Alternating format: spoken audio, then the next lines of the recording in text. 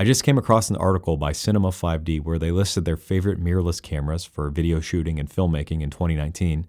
And I found it interesting to see that they listed the best camera for video shooting was the Panasonic S1. I find that interesting because that's a photography focused camera from Panasonic, whereas the S1H, which also came out in 2019, is more video focused. I'll link the article in the description of this video from Cinema 5D, but I believe that their rationale was you get all these video functions from the S1 and it's cheaper than the S1H.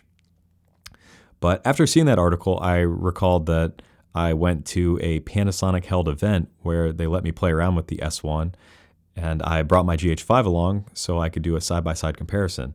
And this was a really cool event. They had all these stations set up where you could film still life or a model or a little moving toy train.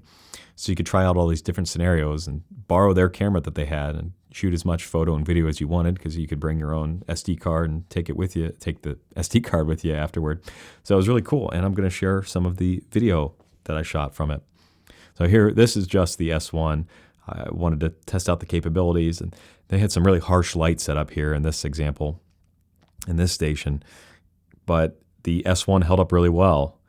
The really bright light on her face didn't really blow out, and the dark in the blacks in the dark areas kind of rolled off pretty nicely.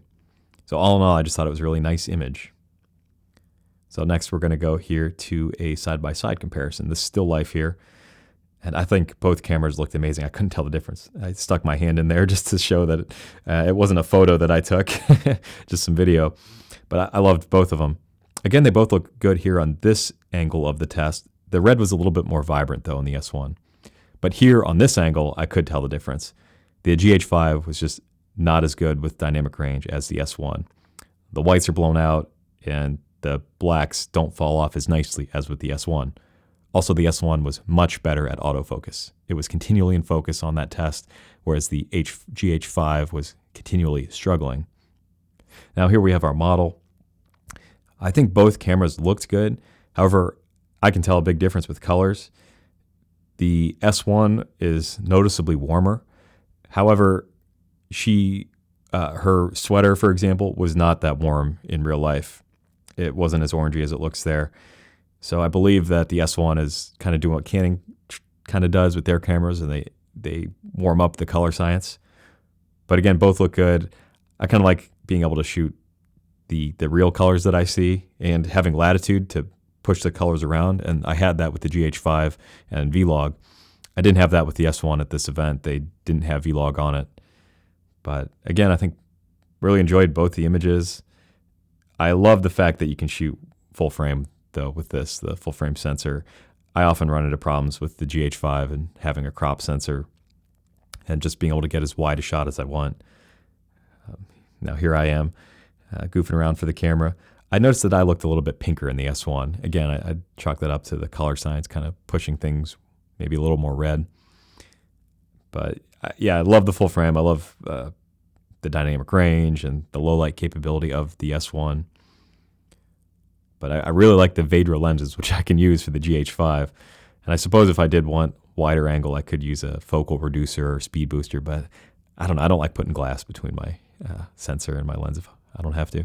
Here's a slow motion test, which I'm not a big slow motion guy, but why not if both cameras have it? And I really wasn't impressed with either. The GH5 got noticeably darker and noisier, and the S1 got really soft. That is such a soft image. I really didn't like it. Now, maybe I did something wrong. Maybe there was user error and somehow it fell out of focus, but I really didn't mess with the cameras, their settings too much once I set the camera there for this backdrop. So if you're slow motion focused, I would do some more research and see if the S1 is really something that you want to go with. But it's always fun though to just mess around with the camera like that and whip your hair down, let it down, and play around with it. So there we have it.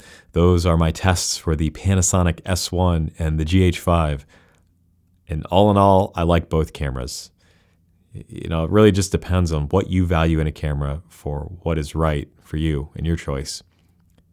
Certainly the Panasonic S1 has great autofocus. If that's something you really value, definitely It beats the GH5 in that department. Great low light. You get that full frame, which I love. I miss not being able to shoot on a full frame.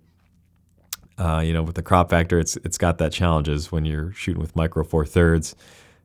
But also with the micro four thirds, you get this wide array of lenses to choose from.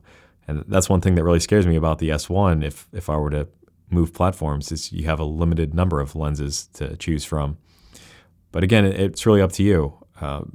If you're shooting in ideal settings, good lighting, and you've got somebody pulling focus, I wonder if you'd really be able to tell the difference between the image of the S1 and the GH5, because in my studio setup tests that they had, I really couldn't tell the difference between the two. So it's all up to you and what you think. And I hope that you found all this useful.